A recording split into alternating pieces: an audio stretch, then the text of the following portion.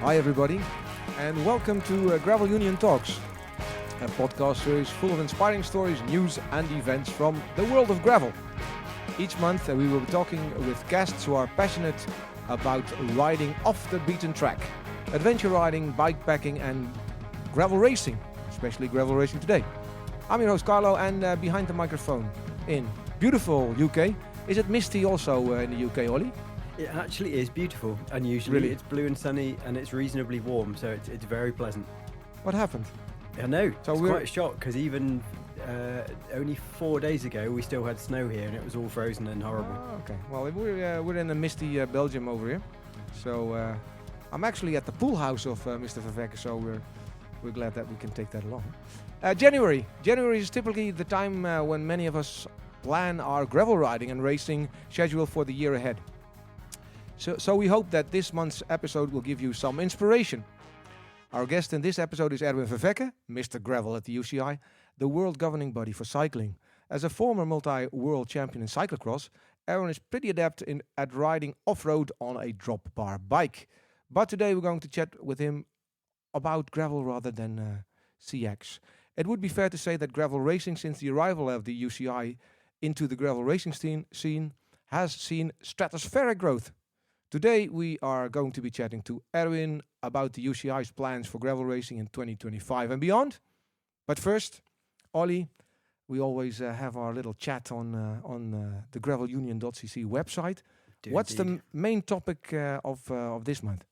Well, I thought, seeing as we were going to be talking to Erwin, and this whole show is about racing, that we ought to do some racing-related stories. So I found 3 from completely different perspectives. But the first one, which is really interesting, is about an ultra-endurance race in South America called Across the Andes. And I was contacted by a couple, Mark and Caroline Livesey, who do loads and loads of these kind of races, and they're pretty hardcore, the pair of them.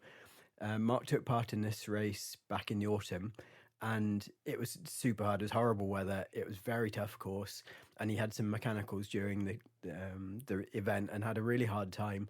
And one of the things that struck him was that when he had a problem, he was in somewhere really remote and wild, and nobody would stop to give him help or assistance. Some racers went past him and basically blanked him, totally ignored him, and just left him there. And he was a bit concerned how he thought that isn't what gravel should be about. Gravel should be about helping and being a team and looking after everybody.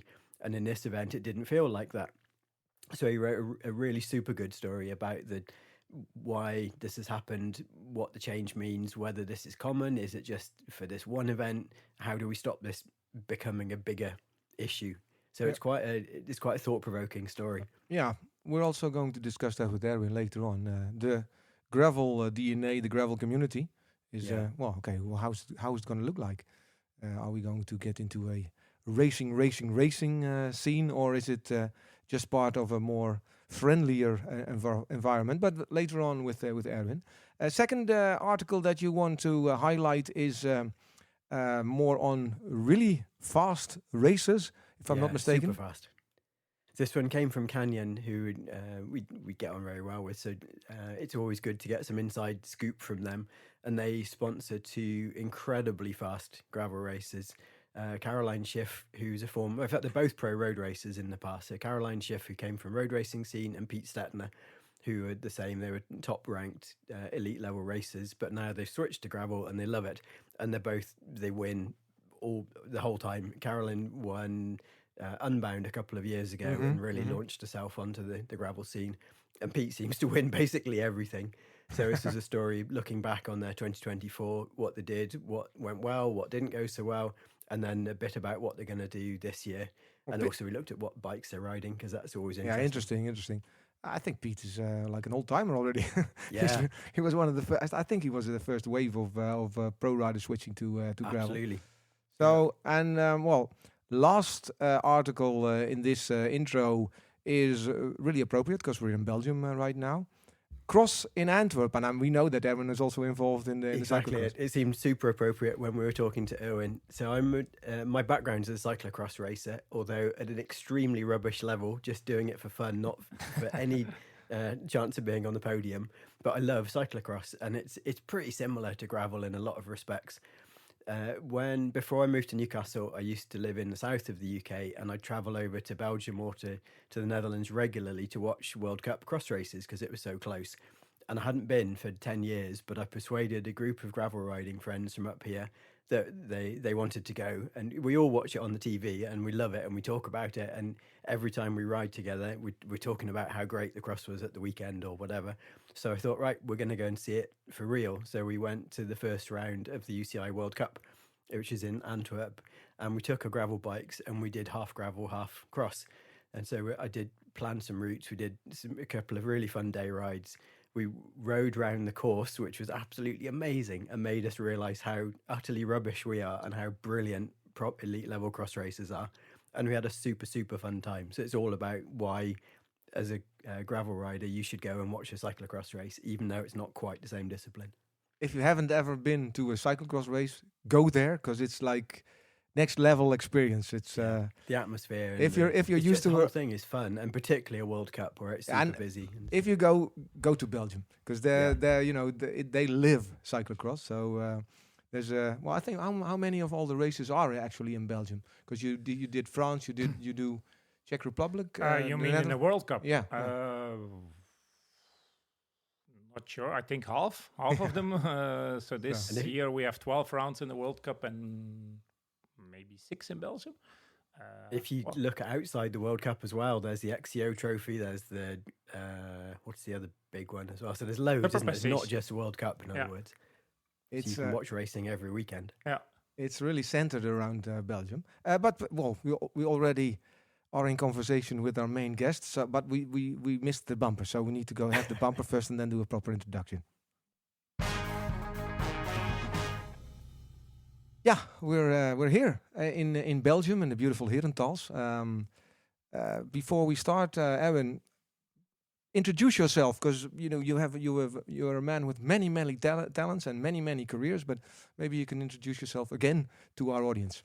Well, thank you. I'm Erwin Vervecken at this moment, 52 years old. So retired from cycling when I was 38, almost 15 years now. At the end of the season, I'm pretty soon becoming 53. And I was a pro rider in cyclocross from 1995 till 2010. 3 times world champion, also 3 times silver medal, 2 times bronze. And then when I retired in 2010, I started to work for Golazzo, which is a Belgian sports marketing company, initially mainly for cyclocross, because we do organize until now half of the Belgian races, more or less, who are live on television. And then since 2011, we approached the UCI with the concept to reform the Masters Road World Championships, because they were organized in Austria for a decade, maybe even 20 years, and always on the same course in the same location. And with the same group of riders. Yeah, same group of riders. Riders were complaining because if you were not a good climber, then this was nothing for you.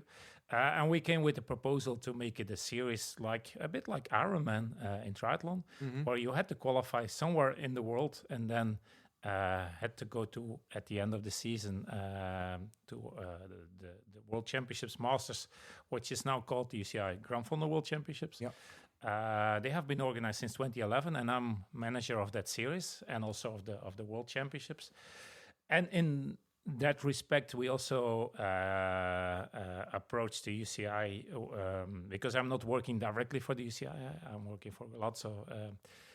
With the same concept in gravel racing. Gravel was booming in the States from mid-2000, 2005, 2006, and then came to Europe some 10 years ago, maybe even only 7-8 years ago, the first races. Initially, it was mainly recreational gravel riding, and then the first competitions. I don't know which was the first gravel race in Europe, but probably. That's a good question. We should find out. So let's say in 2019, at the end of the season, we had a debriefing with the UCI, And we proposed some, hey, why don't we make this a UCI Gravel World Series, like the concept of the UCI Grand Fondo World Series, with qualifier events worldwide where people can qualify for a yearly World Championship. Initially, it was mainly meant for the age group riders, because that's what the Grand Fondo racing is all about. But then from the first season, which was, by the way, still pretty small, but we saw that half of the participants were elites, high-level elites, and and especially the first World Championships. Well, that really made the gravel World Series and the Gravel World Championships explode, because all of a sudden there was Peter Sagan at the start, Pauline Ferrand-Prévot, and then even a week before, Mathieu van der Poel at the start. Greg van Avermaet was there, the Olympic champion. So we had with Pauline Ferrand-Prévot a great first winner. Then the next day, Gianni Vermeers, which is also a top-level pro rider on the road, because he was, I think, top 10 in Paris-Roubaix this year. Yeah. And then the second year, Mohoric, and who won in the ladies? I forgot. Nieuwi Adoma. So the Tour de France winner, of course. Top level rider. And this big year, names. Marianne Vos and Mathieu van der Poel. So yeah, very happy with that. So it's really booming. But also on the qualifier side, we see that it's growing and growing, and the interest is amazing. Yeah, well, Olly, you can take the lead, because you've been preparing well for this interview, like you always do. I will.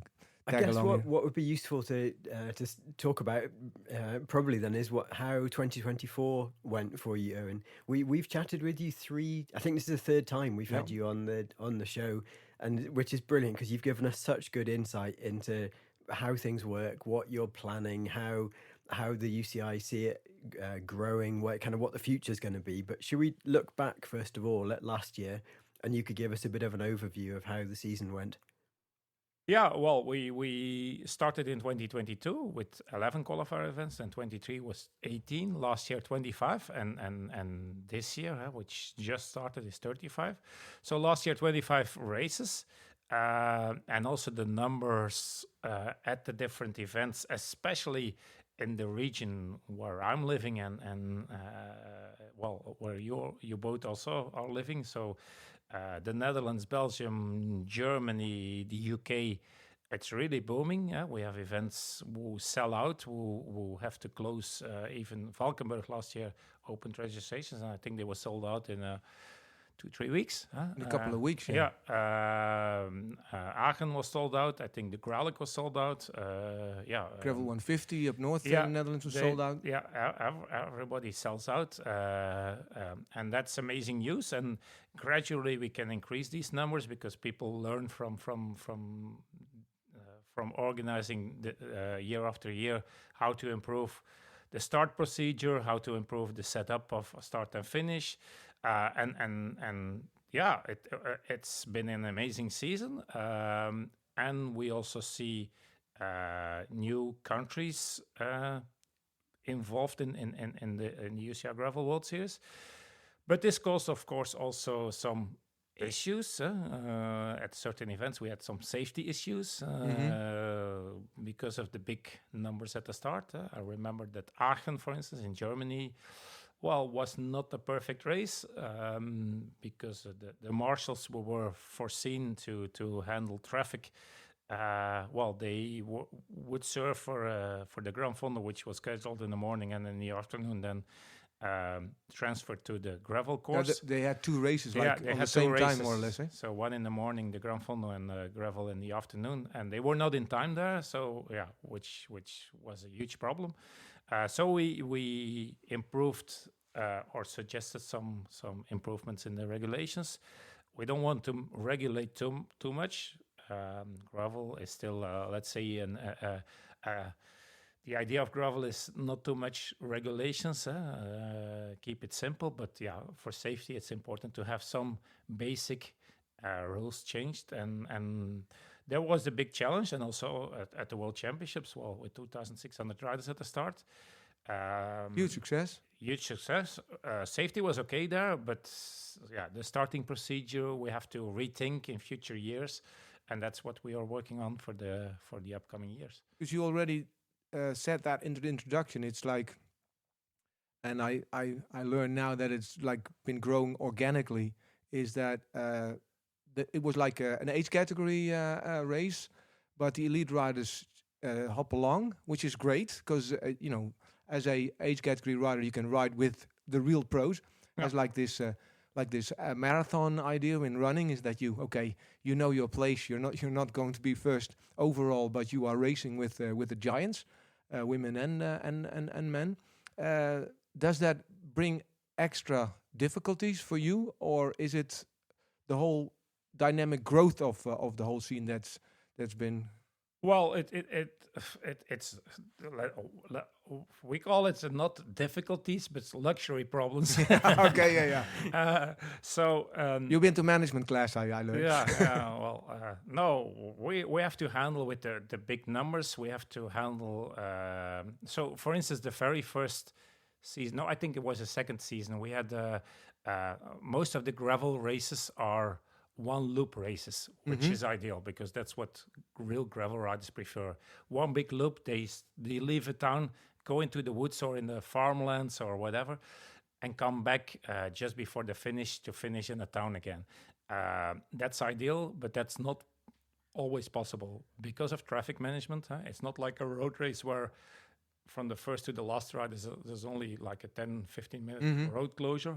In gravel, at the end of the race, especially now this year in the World Championships, well, there was between the first and the last rider probably 2 hours difference.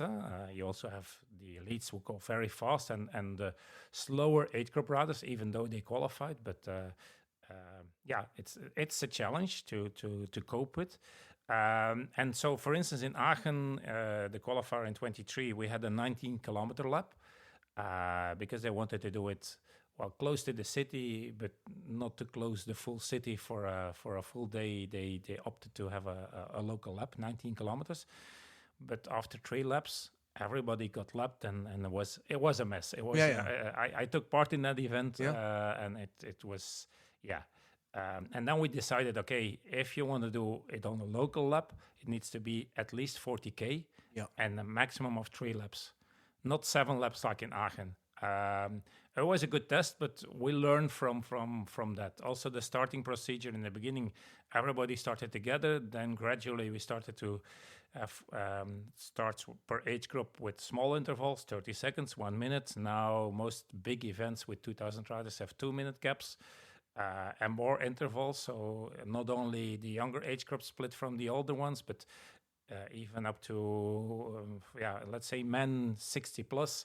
They probably have their own start wave, but all the rest is split up in smaller groups. And that's what we learn, and that's how we try to improve the rider's experience. But also, it's always a balance between traffic management and getting authorizations from a city or in a region and the police, and a great rider's experience. And that balance is difficult to handle. It's a learning curve.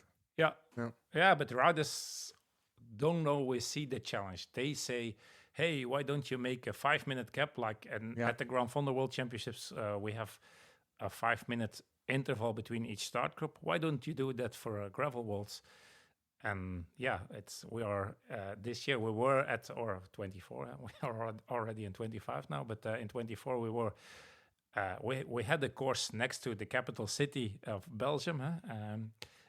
So it's a huge challenge to close the roads there, and it's simply not possible to have 5-minute gaps for 10 or 12 different starts. So it's always trying to balance things. It's a good balance between a good experience for the riders and a fair race for the riders, but also the traffic management has to fit in the same.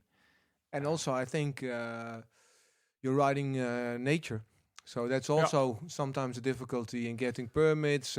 That's luckily we see, because we are also a cyclocross organizer, and in cyclocross, and especially a mountain bike, we don't do a lot of mountain bike, but we used to have to get the permits to go in nature and create a mountain bike or a cyclocross trail.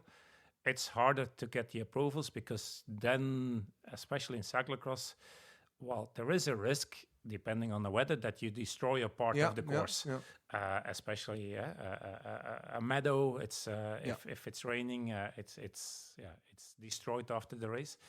But in gravel, initially we had the same talks, and people from the agency who controls the nature and the woods, they were like, hey, but what is this? But gradually they see that it is the event happened on existing paths and roads. We don't create new roads. We don't go into the woods, but stay on the paths. We see the same discussion with the events, because we do a lot of events with Gravel Union. Is that as you make the all the authorities clear that you're using existing roads, and that it's like, okay, there are more people on that road for that day, but the interference with nature is as well. There's always a disturbance. It's limited, yeah. It's limited, right? The big challenge we faced at the World Championships, because that's really in a preserved nature reserve. It's a national park. Is well to make sure that all the riders take back their gels and their bars during the race, and that was we had a very good communication plan at the European Championships in the same area in 23. But this year, after the race, we saw a lot of gels and bars spread over very vulnerable woods. So we had a team doing 2 or 3 times the lap and really collecting all empty bars. I think most of because you have to do cleanup rides if you. Yeah, but there's a difference between having a team who quickly goes and picks left and right, or see that in a certain area they get spread around everywhere. And that's an important role also for organizers to educate riders. Yeah, absolutely. Yeah, it's you always want to come back to a certain area, and you can only if you leave it like you found it. Then but in Belgium, for instance, we have a very good connection with what we call ANB, Agentschap Natuur en Bos. I understand. I don't know whether Dutch guy understands. So the Agency for Nature and Woods, literally translated, and they understand that it's apart from educating riders, it doesn't harm the nature, because you stay on the existing wide open roads. You never go in single tracks, or at least we try to not go on single tracks unless it's really, really necessary for a short period. Olly, we thought, because I read in the script that there were 33 UCI Gravel World Series, but actually there are 35. I just said a minute ago. Well, it depends how you count them. If you count the qualifier season, we had Gravelista already after the World Championships, which is part of the 25 qualifier season. Okay. So and if you count the 25 calendar year, then we have 35, including the World Championships. It's not a qualifier, but it's part of the calendar. Yeah. The calendar is going to have a lot of new races, isn't it, in different destinations this year? Yeah. So when you were talking about the potential impact or how you manage safety or all the rest of it, what kind of research do you have to do when you decide that you want to go to a new destination? So, for example, you're going to South Africa this year, you're going to Canada this year, you're going to, there's two in the States, aren't there, this year as well? So it's diversifying significantly. What kind of things do you do in the background to decide where you're going to take a race and how to make it work properly and safely?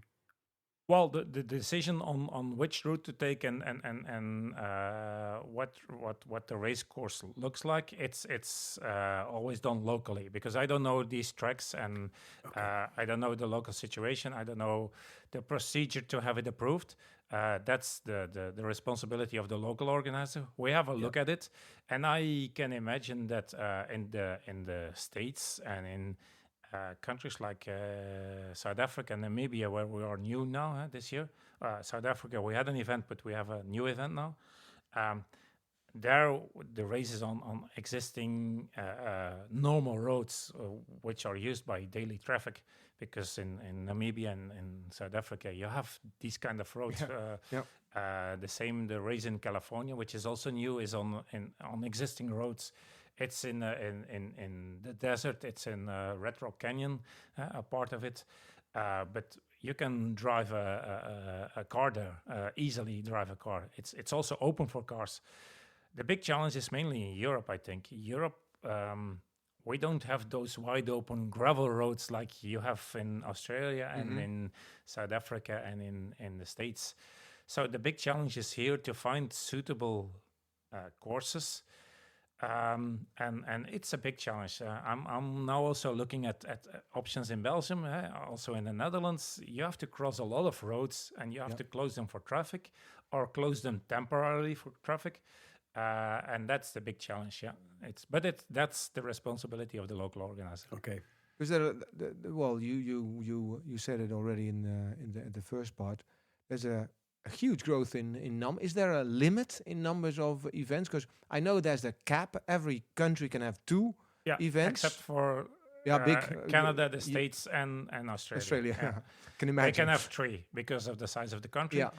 Maximum 2 per country, and we are a bit flexible in that respect because, for instance, the new race in Portugal was actually a Spanish organizer, and he submitted his candidature to me, and I told him, well, look, we have 8 candidates in Spain. There's a lot of interest in Spain, and we can only have 2. But I see you're only 5 kilometers from the Portuguese border. Isn't there an option to have the start and registration and everything in Portugal? Make a big loop in Portugal, cross the border, and have the finish in Spain. But ask the Portuguese Cycling Federation and the local authorities in Portugal to have it registered as a Portuguese event, and that's how we did with that event. So same for Monaco. There's probably you have to have some flexibility, There's especially in those countries. Because I can imagine that Spain is also, because they have wide open spaces. In the north, Spain is easier to organize a gravel event. And like you said, I think then the North European events are in our region. That's the big challenge. But they're also quickly sold out. There are a lot of maybe there's a changeover from the road racing to the gravel racing. I'm not sure. How do you think? The reason why there's so much interest in the Netherlands, Belgium, Germany, or at least the eastern side of Germany, also the UK, is that there's hardly any gravel racing because it's very hard to get approvals. It's also like in Belgium, for instance. I know the specific case of Belgium very well. There is a certain rule, a law, which says that if you want to organize a competitive cycling race, not a recreational, there has to be an opening car or motor with a red flag, a closing car with a green flag, and in between the road has to be fully closed.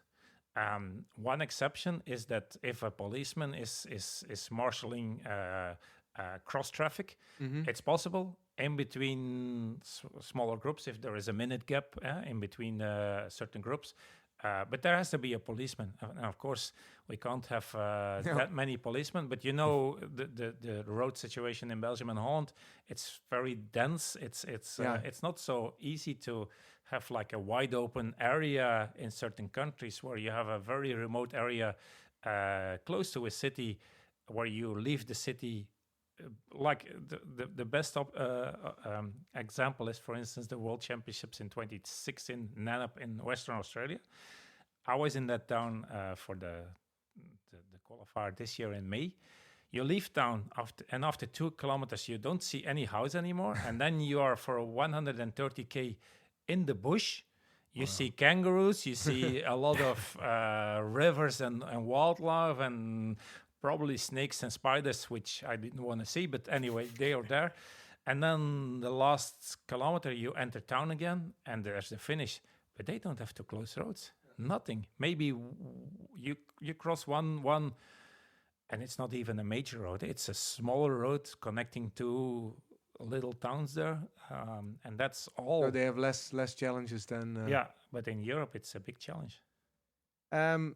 So that's one part of the success of Northern European, because they lack and there's not races. A lot of races on offer in Belgium, Holland. To get the authorizations to organize a gravel event, it's very hard. But do you think that because last year's Worlds were here in Belgium. Did that affect the popularity? Yes, but the challenge there is, I don't think we can do them again on the same course in, let's say, 10 years. Mm-hmm. That would be very hard because the challenge for traffic management was huge. We're going to get back on the future shortly. One of the other reasons that it's so popular might be that you can actually qualify for a world champions. Like maybe you can guide us through the whole qualification process. How does it work? And we're going to. I have another question tagged along. Is the whole priority box, the starting procedures, the preferred starting box. That's also a discussion in the whole gravel racing world. That's been first years. I know that we had the discussions like there's an influencer in there, and there's a 60 plus guy in there, but there are also pros. Maybe you can explain how it works. So the general rule is you attend the qualifier either in the elite category or in your age group, and you have to finish in the top 25% of your category. Top 3 always qualifies, and that's mainly done for the older categories. If you have a ladies 65, 69 age group, it's probably only 2, 3, 4 riders at the start. So then top 3 always qualifies if they, of course, finish the race. And that's the general rule. Then for elites, there is also a system of wildcards through the National Federation. It doesn't count for the age group.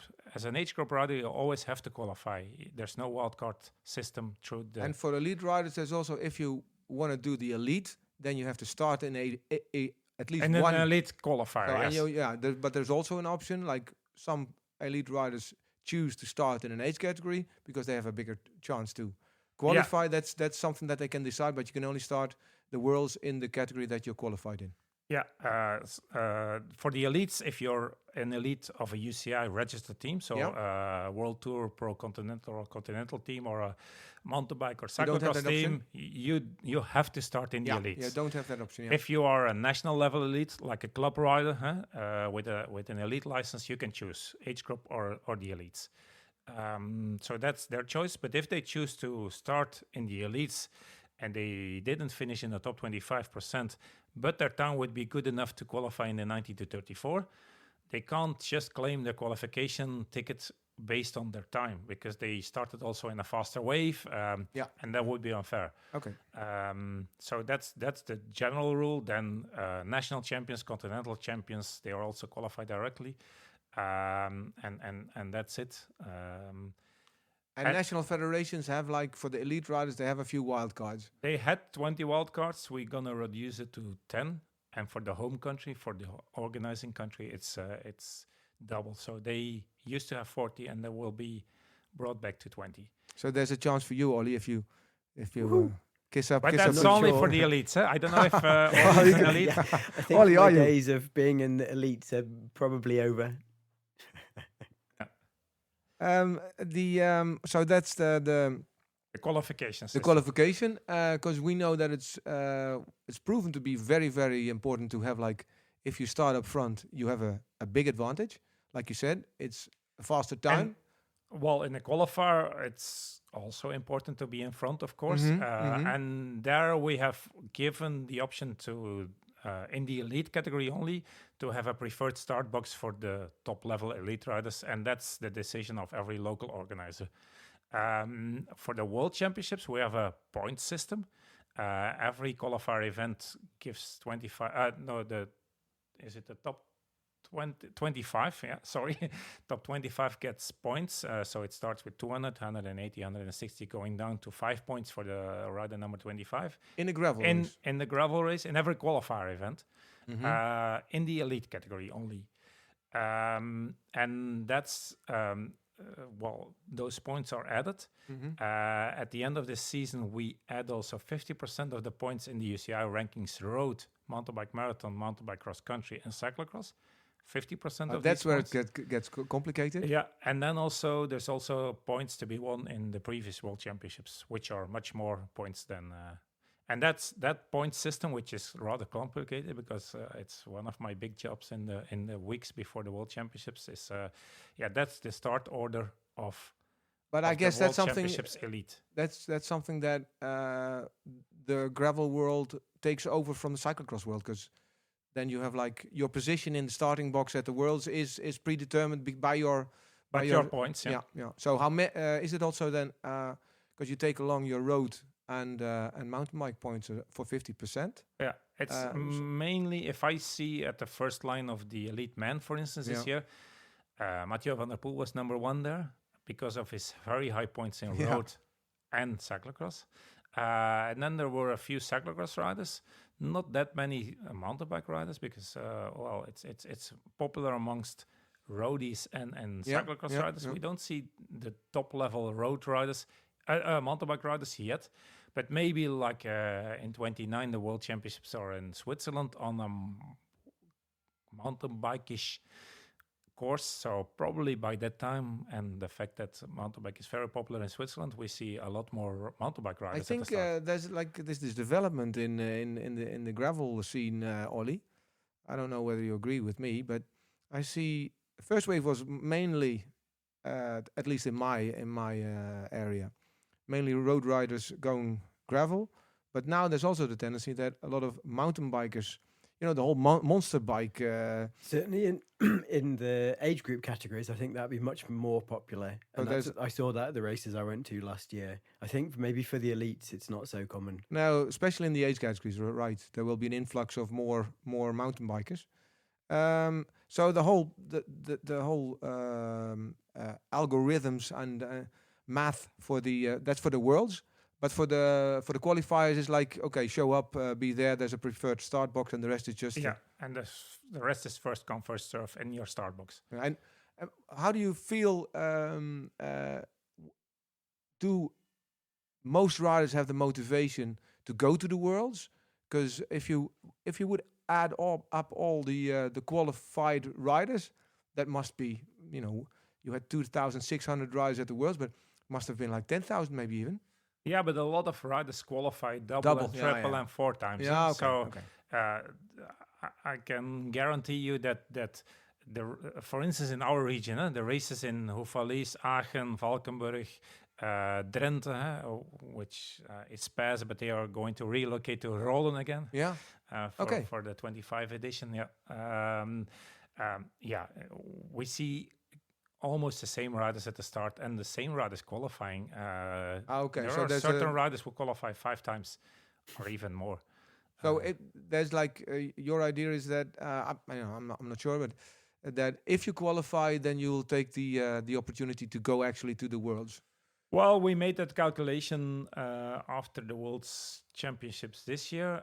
I think an average, but it's a very difficult number to define, because if riders qualify 5 times during registration at the World Championships website, they have to indicate where they qualified, and they usually take the first qualification as their space. Because it doesn't seem logical, like this year, UCI Gravel, which is the home qualifier in Belgium for the World Championships in Leuven, probably only 50 or 60% of the qualified riders registered for Worlds. Why? Because the rider who qualified there probably already qualified in earlier and used that qualification ticket to sign up for Worlds. So it's hard to. It would be a huge job to see. What the percentage of qualified riders are at the World Championships, but I think it's for sure over 50%. But it depends. Everybody I've talked to that's raced in the age group categories, the reason that they do a qualification is because they want to get to the Worlds. Yeah, it's their absolute goal. It's because there's not many sports where you could do it, and I think that's a really big attraction, is the fact that they can get to race and they line up with Marianne Vos and Mathieu van der Poel and all the rest of them. Yeah, that's in the survey we did after the World Championships. We asked the same question, and it's the only cycling discipline worldwide, and I even think even in other sports, where an amateur rider can race with the top level elites. I don't see any other sport having the opportunity to race on the same course on the same day a few minutes later than the top level pro riders. And if you're really slow, you can even be passed by Lapped by- Mathieu van der Poel at the end of the race Yeah. or Marianne Vos. It's possible. So that's Erwin, what do you think about the numbers of participants? Because the race I went to last year, the Valkenburg round, and I think it had 1,500 people signed up for it, which is it's huge. I mean, from all the perspectives, the logistics, the practicalities, the safety, all the rest of it, it must be a difficult situation to manage. Is there an upper limit, do you think, on how many participants you actually want to take part? I think that's up to the local organizer to decide. Certain courses can accommodate 2,000, 2,500 riders, even 3,000. If you see Unbound, they have 4,000 riders. Okay. They start in different waves, so it's up to the local organizer to decide. We see that in Valkenburg, the first year they allowed 1,000 riders. In the end, there were some elites added last minute, but were probably 1,100. Second year was 1,500. I'm sure this year they will increase that number to probably, I don't know, 70, 50 or even 2,000. We had 2,200 riders in Aachen in Germany. And well, you can play a bit with the start intervals, smaller or different start groups, more start groups, bigger intervals, and choose a course which fits better for the big numbers. But that's a huge challenge, of course. It's if you can show a city, okay, we bring in 2,500 riders from all over Europe, and they go and spend a lot of money here in restaurants and hotels. They are probably also more keen on opening bigger roads in the beginning, like in the one in Valkenburg, for instance. The start is now up to the Kauberg, but it was only in the start, and then you end up on the local loop, which had to be done 3 times and then go back by a smaller road towards the finish. I know that for the 25 edition of the event, which is now called the Morley Graf Race, it's a Great name, by the way. they are looking. I think they are working on a course which passes along the Shimano Experience Center every lap. But then, do they go up the Kauberg every lap? I don't know. That's still secret information, and even I'm not aware of that.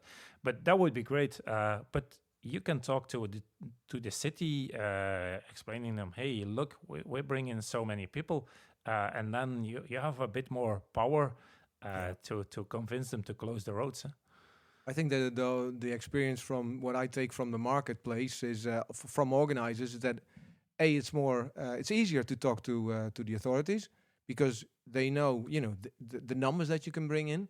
It's also easier to talk to people in the surrounding, like the farmer who has, because he knows that if you do it properly and you leave everything as you found it, then it's not that not that big of a burden. No, and the challenges we faced in the first years was every farmer and every the authorities protecting the nature and the environment, they were afraid, hey, you're gonna destroy our nature.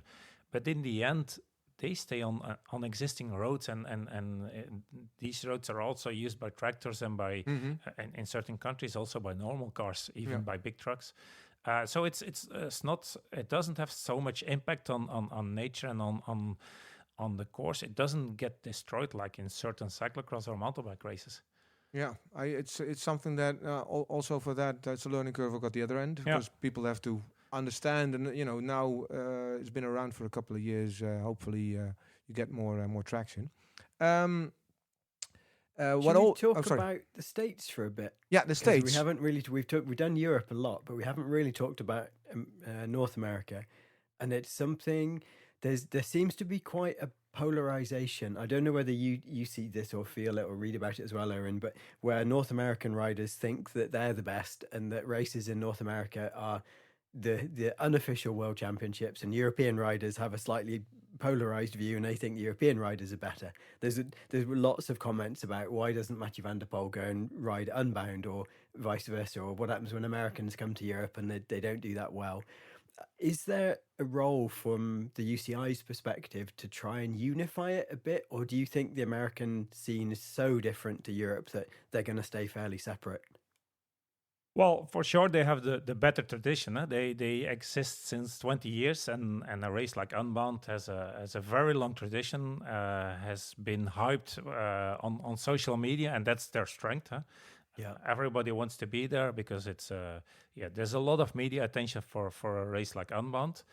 Now, from a pure sportive level, I think our world championships are way higher level than Unbound. If you see that, I think Chet Haga, the American rider, he took part in the Gravel World Championships in Leuven this year too. And he was, I don't remember, 37th or whatever. Yeah, he was way up there. Yeah, With the best. and also some other riders who were on the podium. I think Rosa Closer won the female race. I don't think she was in the top 10 in the women's race on Saturday. So our level is for sure much higher, and I think that's also the reason why Mathieu van der Poel would not be interested, at least at this moment, to go to the States, because it's not really a big challenge for him to win. It's also a different concept. It's a long endurance race. We have chosen from the very beginning to go for a normal duration of a race, like a road race, so 4 to 6 hours, let's say. That's our goal. Because in the States, all concepts formats are more like an ultra race, right? Ultra race, yeah. Well, it's not really an ultra like it's for days, but it's Probably 10 hours, isn't it? Yeah, rather than 6 it's hours. always a long, very long day on the bike. No, well, for sure, and they still have the big numbers. I think Unbound is sold out with 4,000. Yeah. We could probably have achieved that in Leuven too if we would have opened without qualification. Then we would have also had 4,000 or 5,000 riders at the start. But it's harder to organize that on a European terrain. But for sure, they have the long tradition, and they have specific gravel riders. They have their own scene. They have the prize money, which is at this moment not included yet in the UCI Gravel World Series, or at least not overall all events. But let's say we are building on improving the series. So the first 3 seasons, my main goal was to build the series and increase the number of events, especially in regions where we are not active. So we are now in all 6 continents. If you don't take Antarctica as a separate continent, because it's hard to have a race there, but we have 1 race in Southern America, 3 in Northern America, a lot in Europe, 3 in Africa, also a first one in Asia, and 3 in Australia, and the goal now is to increase the number of events, especially in the States, Canada, maybe also in Southern America in future years. Asia is for sure also a focus group. Even the Middle East would be nice. Europe, we are settled. In Europe, the main goal in future years is to increase the quality of the events. I try to go as much as possible to the new events to have a look and see how they are organized, and notice that there's let's say 2/3 of the organizers are really very professional. It's a professional team behind. It's a high level quality event, which we have dealt with all official the authorization process and everything. But I also noticed that a few organizers are starting from a club level and can't cope up with the pace and the level that most events reach. So we try to have them replaced in future years. That's one of my goals, and then also increase the prestige and the experience for the riders. One of the main goals for 26 is to create like a more a community thing. We are building on a platform where all results and qualifications are centralized, so that riders can always check okay, I was with rider number, I don't know, 382 Yeah. in the race in my age group, because the elites, of course, they are well known, but the age group riders, they don't know each other, and they can compare the results. Okay, this rider was 14th in the World Championships last year, and he was also third in that qualifier event, and I beat him there, and that year he was better than me. That kind of community we're trying to create, so that qualifications are also right after the race uploaded and visible for the riders. And then, well, towards the future, maybe also see if we can centralize registrations. That's to be discussed, of course, with the local organizers, but create more a community of gravel. Yeah, that's interesting. I know we've been talking in last podcasts together on. First time I know that how to integrate that in the gravel community was really relaxed and laid back. It still is, luckily. But you now and again you also hear all those shaved legs coming along.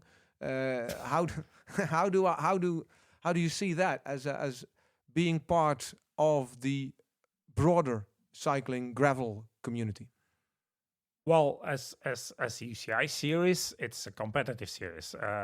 There is, of course, just like in road racing or in mountain bike, a recreational part of practicing the sport, and that's fine. It's that gravel. There's a big community of gravel lovers who like to go and backpack and go with their tent and everything, and that's fine. So that's of course a separate community. We focus on the gravel riders, competitive gravel riders, combined with recreational riders. Why not have if you love gravel and if you do your tour on a gravel bike in the weekend in the Ardennes and love that, you can also try and see how you do on a competitive level, but it will always remain competitive. That's our goal. But and in the gravel, how would I define it? So in gravel, I know they don't like too much regulations, and we try to don't regulate too much, but certain things have to be better, especially safety. There's a minimum we have to cope with, and that's what we also improved this year. So we have the 5-minute motor driving in front of every race to make sure that all marshals are in place, roads are closed, everything. That's something we added for this season. The system with the red and the green flag, which is a suggestion because it's always to discuss with local authorities. It's different in every country. But a good suggestion is to have the roads closed for 1 hour after the first rider, and if you're further behind, then have to stick and respect the road traffic regulations. So that's the advice we give to every organizer. Olly, because it always puzzles me is that it's part of the community and it's like you told it, like there's a competitive area that's the newest in the gravel scene. How do you see that? Because you were in touch with loads of gravelistas across the board. Is there a separate place? Is it integrated? How do you feel? I think it runs in parallel very nicely. Not everybody will want to race for sure. But and I don't think that's going to change. You're never going to persuade bike packers that they want to go and sign up and do a UCI race. But it's all gravel, and as far as I'm concerned, it's the more people we get gravel riding of any type, the better. And I think if it grows the scene, if it makes cycling in general more popular, then I'm all for it. Yeah, and it's what you see at certain events at least is that there's also an interaction between there's a tour, there's a race. There's a festival, everything. Yeah. So there's place for everybody within the whole community. I think that's really, really We important. have the best examples, and the biggest events do have a full expo area, and also bike testing, tour riding the days before, the day after. Aachen is a good example. Valkenburg, the Marley Graf race, has the tour the day before, and the expo. Girona is a good example. And certainly there are more. So also there's also a development that organizers do to try to intertwine everything.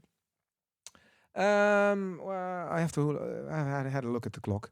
We're almost closing into the hour. So 2 more quick questions for you, Erwin, because you're right, we're running out of time. First one is TV coverage, and the first couple of years, the coverage I don't think got across quite how fun gravel racing is. The first year, particularly at the World Championships, everybody I know that took part loved it and said it was a brilliant course and it was super tough and they really enjoyed it, but the TV coverage was pretty poor. Yeah. This year, 2024 was much better, but it's still, I don't think it captures it in the same way that cyclocross does. Is there anything that an organizer do you think could do to try and, or you perhaps with the organizer's hat on, to make it more TV friendly? Or is that just it's something that's just not going to work because the circuit's size is too big and it's over too big an area? No, well, I'm sure that this year's edition, if you saw the live of the World Championships in Leuven, it was pure promotion for gravel. Yeah. But if you see the highlights afterwards, the video that the UCI produced, well, it's often they include the paved sections because that's where it's easier to ride next to the riders. Yeah. It gives better images. While if you're on a bumpy gravel track in the woods, following the last rider of a group, and there's somebody trying to escape in front, it's hard to film it. But well, it was for sure better than 22. Yeah, it was significantly better. 22 was also had much more road than this year's edition, and 23 then we had the women elite not live, which was it was a last minute decision. You remember the discussion when we had to change organizer last minute. So to cut on the budget, the organizers received the rights to produce the TV signal, but it wasn't mandatory because of the budget. And then he decided to only have the men elite live, which, we regret, of course, but I also understand from his point of view. And this year was both live. I see a lot of events trying to have a live feed. There's a big difference, and I know in the meantime, because I'm working also for a sports marketing agency running these events, and we were the local organizer in Leuven this year. If you have a big international live TV with helicopters, with a plane for the transmission, with satellite, it's a super expensive thing. You can't imagine how much it costs per day, and it's impossible for a local for any gravel event in the series to do live. On the other hand, I saw, for instance, the race in Denmark this year, but also a few others. They had a live streaming with a 5G network, and that's a possibility, but it's not always possible for the reasons that gravel are often organized in remote areas. If I see the NANUP event, who organizes the World Championships next year, it's a super nice area, but it's also very remote, so you hardly have any cell phone coverage there, which means that you can't have it over the 5G network streaming. And then you need a satellite and a helicopter and a transmission plane. So then it becomes very expensive, especially in those countries. But the race in Denmark, where Tim Merlier won this year, was live streamed. Was perfect. Even though we just talked about Unbound, and I think Truck is also an example, is that you see that the stories afterwards are maybe even a little bit more important than the actual race. Yeah. And that's hard in a gravel race my personal feeling is that we shouldn't focusing too much on the fastest riders, so the elite riders, but there are so many great stories also in the age categories. And what I my personal experience last year is that when you have somebody doing a race in Sweden or in anywhere around the globe, you're looking at the live feed, or at least at the tickers that you get, and that's also very interesting. Is somebody on I had a friend from my local community. Was he going to qualify in Sweden or not? And that's also something that we need to try to the integrate. side stories are indeed also worth producing. I remember this year's World Championships that the national television in Belgium had specifically one crew following the oldest men and the oldest women. Yeah, I'm making a report in the evening specifically on them. So they were following them before the start, their ambition being 80 years old. Excellent. And it's a great story. And that's also why, for instance, races like Unbound are so popular, because there's a lot of side stories. There's a lot of, and I think that's really important. If also like main media would see that, is that there's a story, and the fastest guy, the fastest girl, they already get a lot of. They get a lot of, but especially for the broader audience, also to get people more involved in the whole cycling gravel scene. I think it's a good way to, like you said, for the example of the oldest rider, they have they did a great job. So let's. I remember that movie, or that the thing they made with the two older men. There was one American guy and one local rider who lived in the city where the finish was, and they were looking up each other's results and comparing, and would he be better than me, and I haven't seen him, and what color of race number is he wearing, and then they were looking at each other before the race, but they never raced against each other. And then the American had started much faster than the Belgian guy. And so he thought, okay, he's just faster. But then halfway, they crossed each other. And then the American said, well, I wasn't capable of following him because he had started slower. And I was probably too nervous and went in the adrenaline. That kind of stories, that makes gravel And I think great. that you then also capture the whole... you've been a racer at the highest level. Olly and I've been crawling somewhere. Less high level. If you've been in a race, you understand what the game of the race is. Yeah. And it's everybody on its own pace, and that's the main popularity of gravel racing now. You as an amateur can race against Mathieu van der Poel and Marianne Vos. And that's, I can imagine that these people on Monday in the office, they can say, hey, I was at the start and I crossed Mathieu van der Poel at the start line, and whoa, they are fit and they are skinny and they are fast. And if you're then passed on, a few riders on the 47K local loop, they got lapped and they have the story of their life because they were passed by the TV motor and the helicopter in the air. And it puts everything into perspective, because we know how talented those big riders are. But I know a few riders that were in the Worlds, and they said, I was like an hour after Mathieu van der Poel, and that's an excellent job. But we know this guy's really, really fast in our group, so that it puts everything into perspective. And you know how the ladder is, and how talented, how fast they are, and what the work that they have to put into being as fast as they are. We had two questions. You only had one, Olly, so this is not the last one, because we always have the same last question. But next question. Okay, I was going to say, Erwin, if you could gaze into your crystal ball, where do you think gravel racing will be in 2, 3, 4 years' time? Hopefully, we can expand in a few regions. Northern America, for sure. That's one of the key areas. Asia also, the Middle East a bit. And hopefully, my goal is to create like a real World Cup with the final ranking. That's a long-term vision. At this moment, it's gravel is still rather small. It's only the 4th year we are organizing it, and financially, it's not always possible for every organizer to contribute to our final ranking yet. But either we we can grow so quickly that there is a sponsor on board who wants to pay for it. But that's the Would that be long-term a goal. top tier level within the existing races, or would that be a new World Cup? No. series?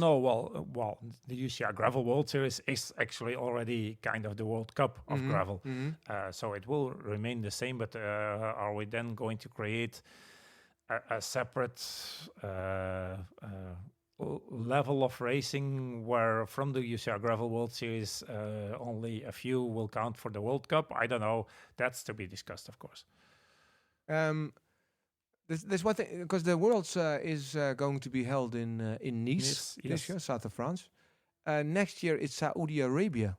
No, next year is Nanop. Nanop, and then but why? Because that's a question I've been getting quite a lot. I don't know, you Ollie, if you all, it's well, people in the world say, well, that's a strange choice. Why? Also of the situation in that country. First of all, there's Nanop, Nice, Nanop, and then Haute-Savoie in France, and then in 28 it's Saudi Arabia. well, it's changed, because wasn't it first 2026 already? Because no 28. 28. Yeah, So from the beginning. we have some time for discussions, maybe. Why Alula? Alula is one of the big sponsors now in the Jayco team. Jayco Alula.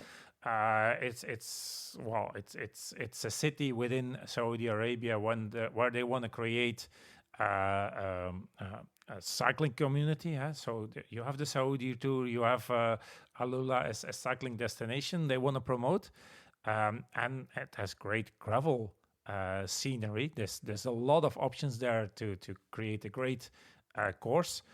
And as being the UCI, being a world governing body in cycling, you should travel to different countries. This year, there's for the first time ever the Road World Championships in Africa, Rwanda. We've had Road World Championships in Southern America, Northern America, Japan, Australia. But the Middle East, that's so it will be now for the first time in Saudi Arabia. The UAE will have the Road World Championships in 2028. So it's as a world governing body, you have to travel. And about the local situation, I don't want to talk politics. It's not my role to have a. But you can understand the discussion, right? There will always be discussions. Of course, I would prefer to have them in the States. The States really deserves to have the Gravel World Championships. Why? Because the gravel is born there. Yeah. But we have to find an organizer wanting to do it. It's not just saying, okay, we draw a line, we put signs in every corner, and that's the World Championships. There's, of course, a lot more to develop. But I'm sure that once we get to a point that there is a huge World Championships in the States too. But of course, there needs to be the budget and an organizer wanting to do it. Because from organizing the UCI Grand Fondo World Series and now since 4 years also the UCI Gravel World Series, convincing an American organizer, it's much harder than convincing a European organizer, because the first question I get in the States is, what's in it for me and what do you pay me? While in Europe they are crazy about the sport and they don't see it as a business model. They just love the sport and they want to create an amazing event, and they don't really mind so much about the economics. If it's a break-even event and they have a great event and they enjoyed organizing it, that's much more the atmosphere in Europe. Okay. Ollie, we always have the same famous last question. So will you do the come honors? up with a new one, but we have the same one, Erwin, each time. So we're going to put you on a desert island and you're only allowed to take one bike with you. What type of bike would you take and why? Well, of course, a gravel bike. Hooray! Because a gravel bike, I used to do cyclocross. Now the focus is much more on gravel. I also used to do road racing. But with a gravel bike, you can easily do the combination of all.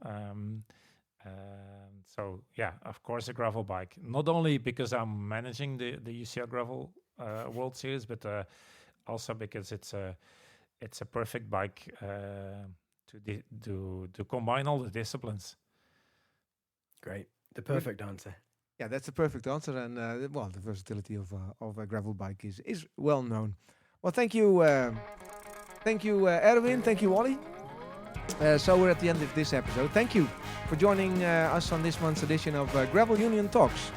If you have any suggestions for guests or topics you would like us to feature in future shows, then please post a comment on our Facebook page, Instagram, or reach out to us by email, info@gravelunion.cc, and we'll try to fit the guest into the schedule.